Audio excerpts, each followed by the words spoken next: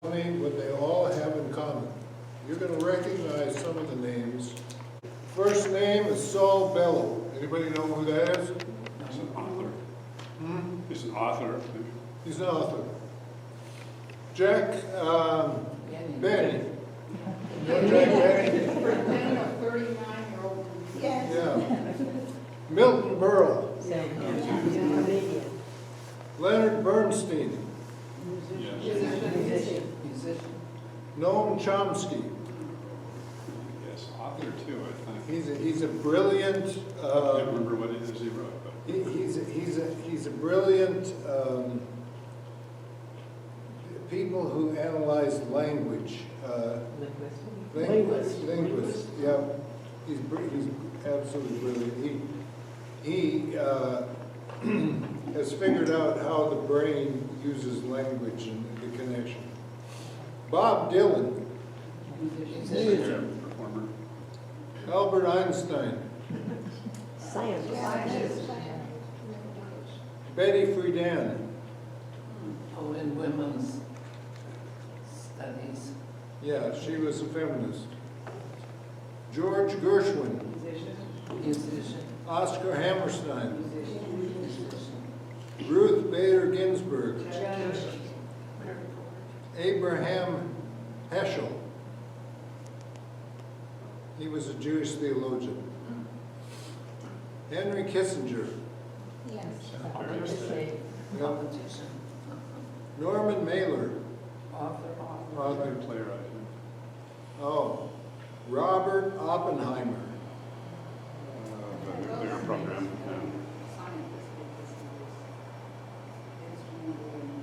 Manhattan Project. Yeah, What was he? yeah.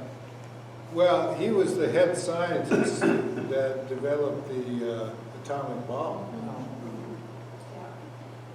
Felt guilty about it ever since. Yeah. And last one, Carl Sagan.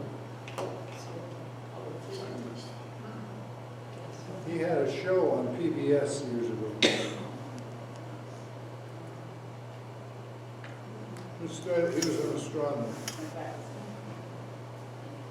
Okay. You know what they all have in common?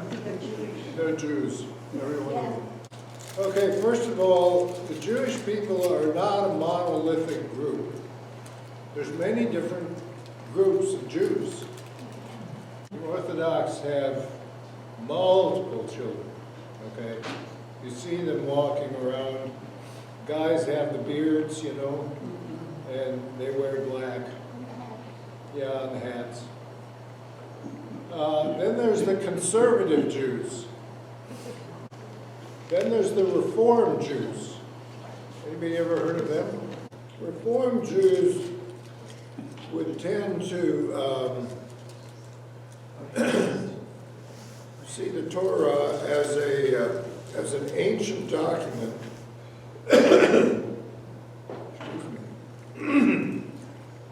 As an ancient document that needs to be understood in light of today's knowledge.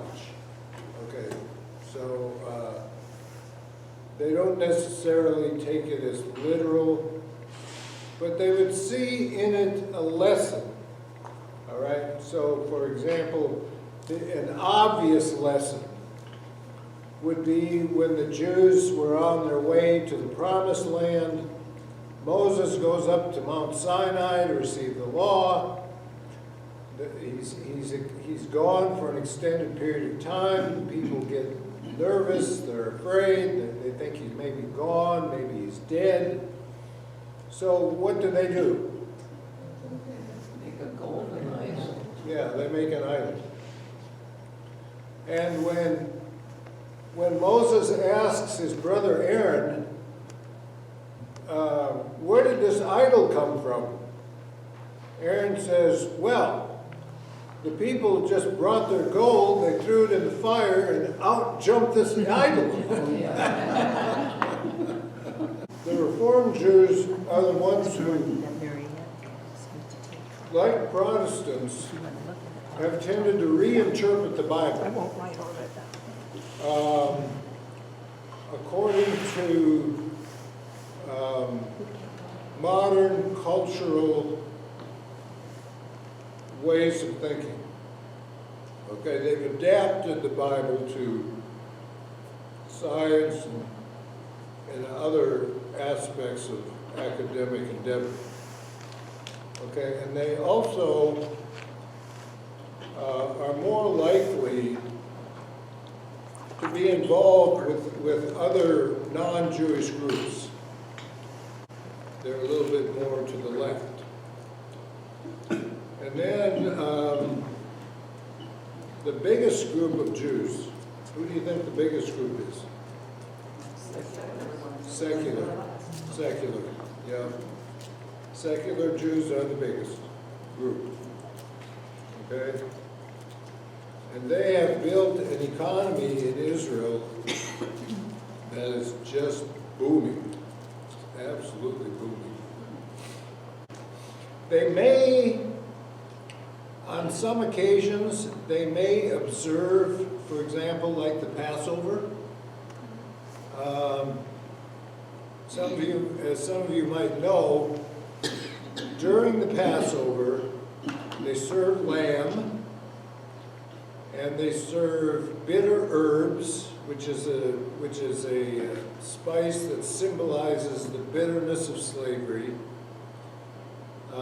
They serve normally just regular old potatoes, and they serve other things that I can't even pronounce the name of them, that are symbols for things. And they have a child asking questions. Why on this day do we eat, for example, bitter herbs? And then the father of the house will answer the question, and by the time the questions are answered, the story of the Exodus will have been told. Yeah. So some secular Jews do observe that.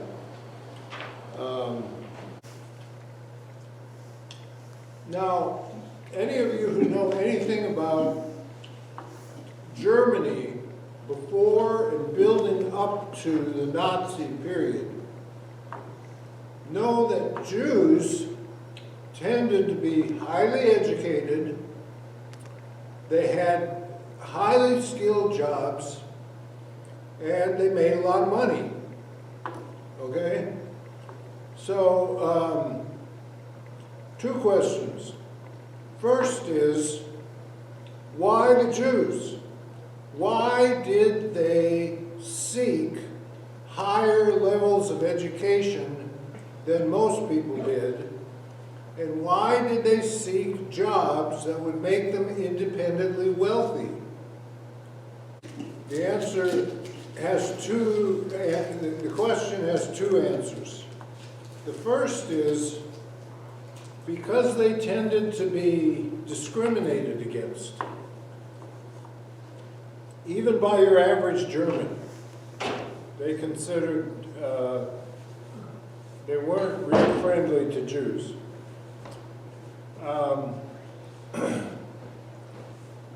So the Jews believed that they had to become independent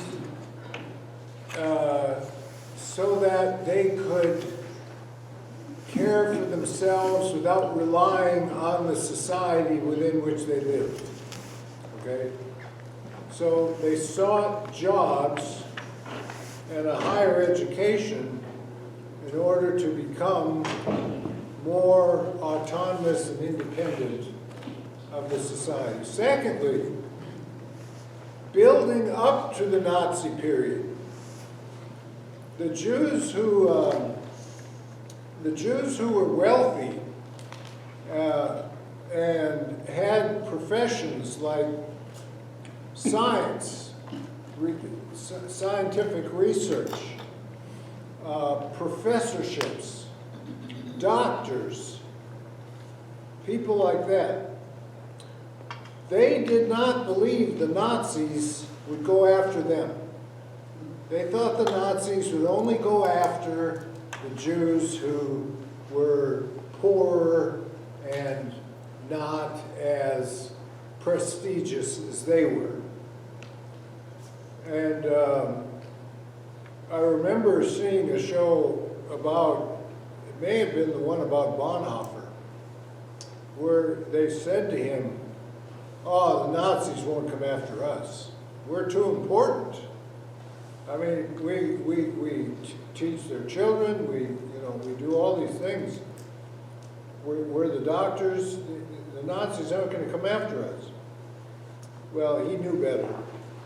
But what happened is that many American intellectuals and British intellectuals knew what was going to happen to the Jews who stayed. They figured it out.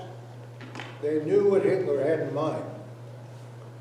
So they urged their colleagues to come to the United States. We can get you in. We'll get you, whatever you need, because these are people with a lot of clout in the government. And the same with Britain. Freud ended up in Britain. Paul Tillich, one of the most famous theologians, ended up here.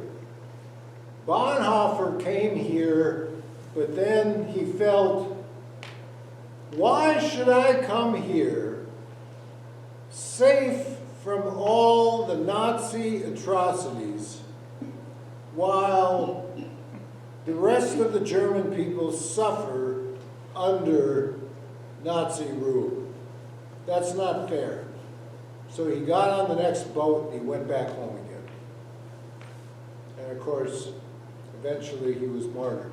2 days before the camp at Flossenburg, where he was hung, was liberated by the Allies. 2 days. Anyway, okay, so a lot of those Jews with educations that gave them the ability to do major kinds of scientific research, Oppenheimer and others, he's just one of many, Einstein. So many of these Jews came to the United States, less to Britain. Most of them came here. And the reason they came here, why do you think they came here? To fulfill the American dream. Okay, well, there's more opportunity here. Think of how many universities we have. And then, on top of that, you've got the world's banking system is here on Wall Street. And manufacturing and that sort of thing, that's changed since that time. But we were top dog when it came to making things. Okay, so they came here. And of course they got jobs because they were more than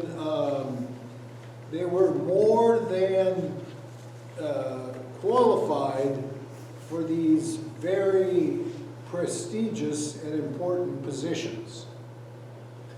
On top of that, okay, now think about this.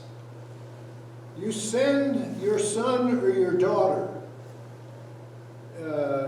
who's lucky enough to get into Yale or Harvard or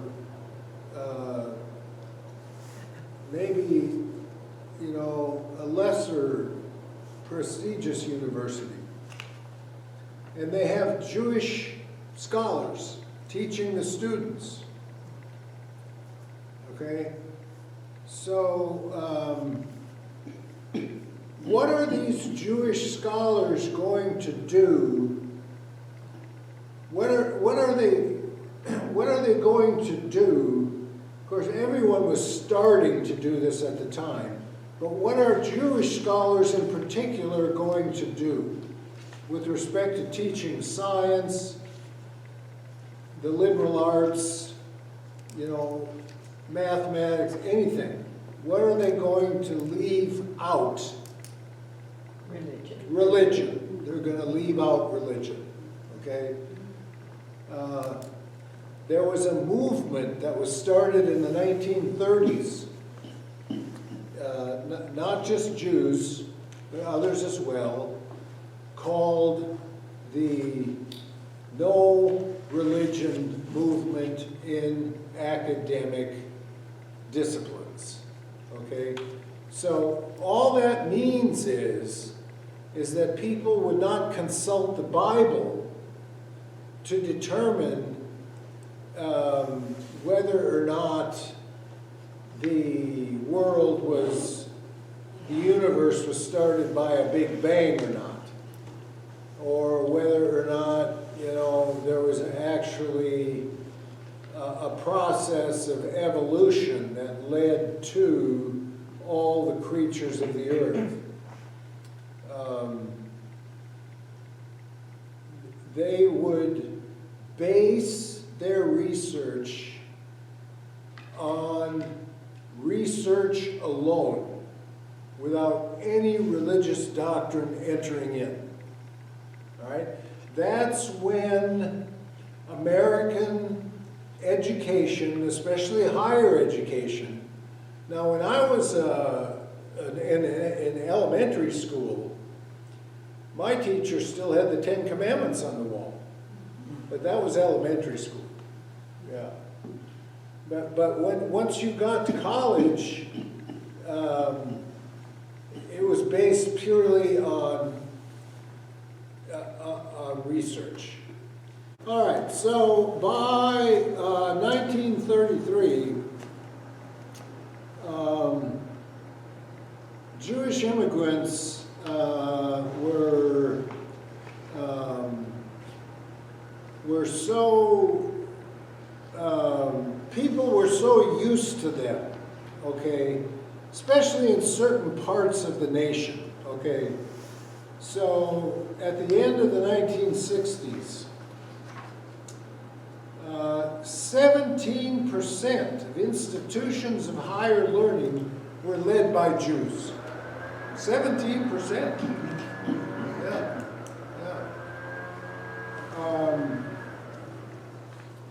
And another interesting thing to keep in mind is that when the Jews immigrated to the United States, they had every intention of staying because they were not treated well in their country of origin. Did you know that 13% of immigrants from other countries like Ireland and Italy and other places went back to their homelands? 13%. Largely because they ended up in places like New York City, where you worked all day for $1 and you couldn't hardly afford the tenement you lived in. So they went back. Okay, so American students were very much affected by this, to the point where by 1935 a document came out among intellectuals that was entitled A Humanist Manifesto. Y'all know what humanism is? Humanism is the idea that humanity is at the center of reality, not God. And the proper study, there's a poet from the Enlightenment wrote this. The proper study of mankind is mankind. Period. Not God. Okay. So a humanist manifesto came out, and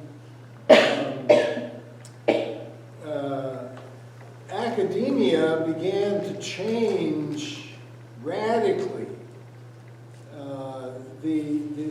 The whole process of the transformation took place rapidly at this point. Okay.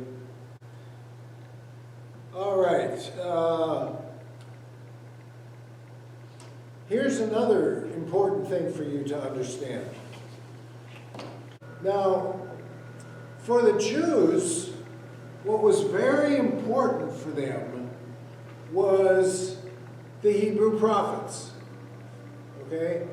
Now, if you read the Hebrew prophets, what you discover is that the Hebrew prophets were constantly berating dishonest people for, like, tax collectors and people who would, you would bring your crop in, and to determine how much it was worth, they'd use a measuring thing.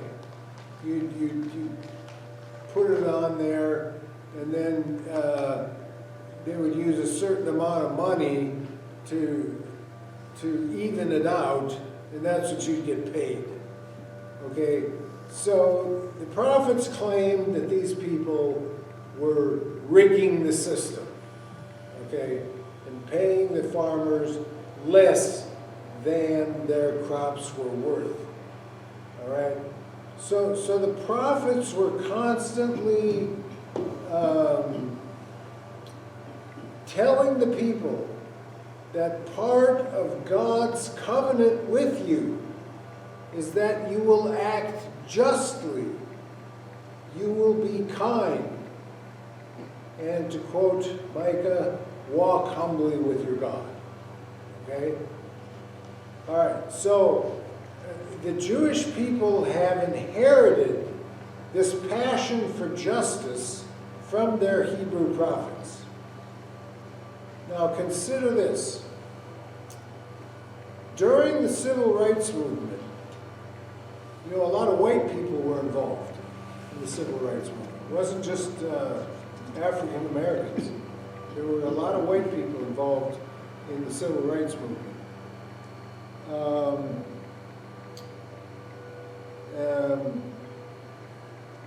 The Jews had a completely outsized influence on the Civil Rights Movement.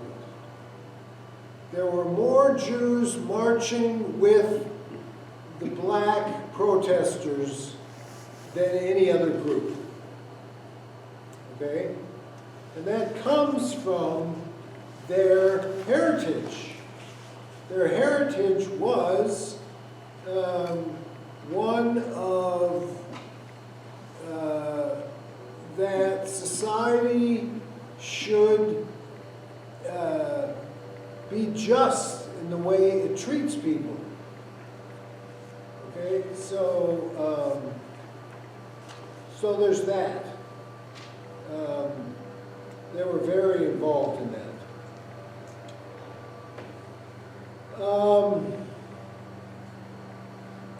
There was another statistic, okay, that's related to that, and that is the profession, the legal profession, law. Okay, but by a certain point in time, I believe it was the 50s or the 60s,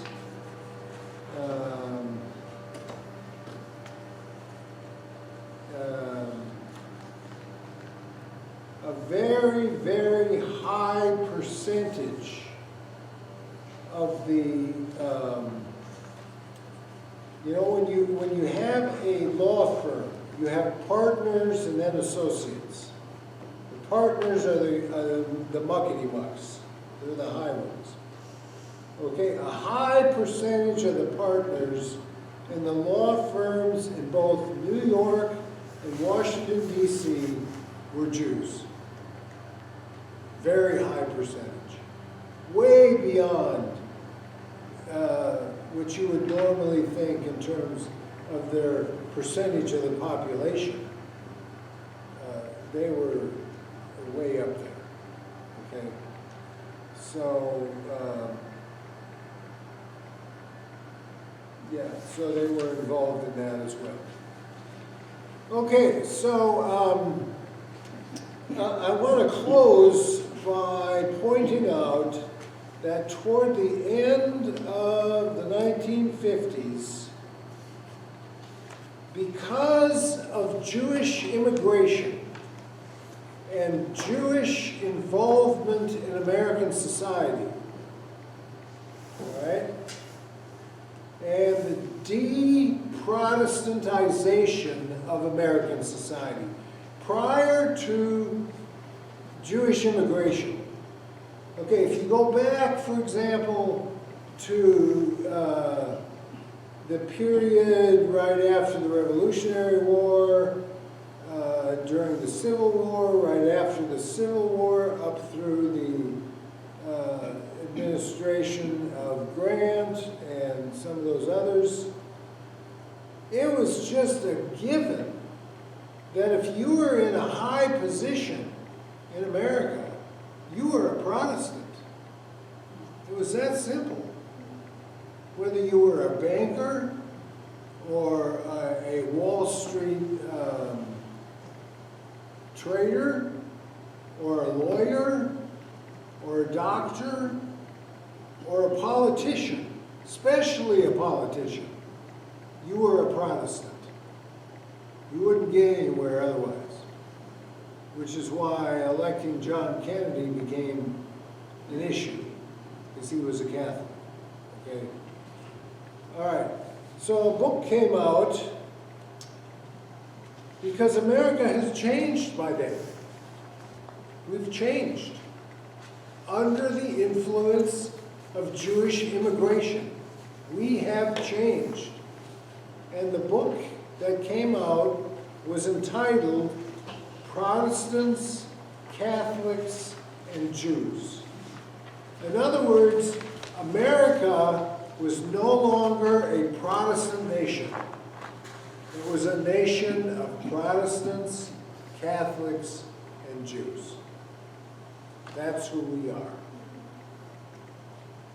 You follow where I'm going with this? Yeah. So, the Jewish people had an enormous impact. Their ability to thrive in whatever society they're in and to succeed and to be upwardly mobile is, well, to go back to your comment, Lucy, I think has something to do with, maybe unconsciously, the idea that we're the chosen race. Did most of the Jews come to this country after the World War I? Some did, But the more biggest came- influx was after World War II. more came after World War Yes. II. Yes, yes. There was a big influx after World War II. Yeah.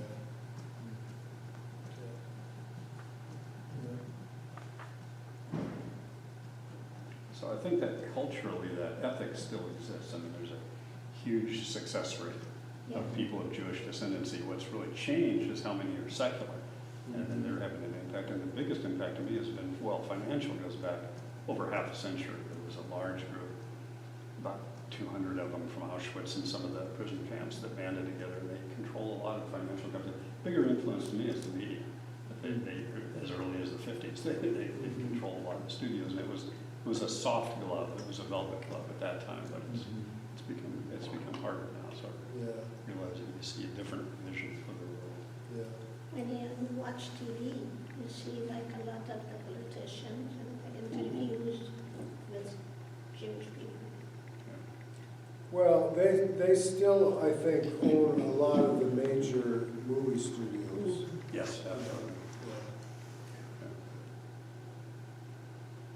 Yeah, they're very successful at what they do. Impressive group of people. But they had a big, big impact on. Now, what we're going to do next week, okay?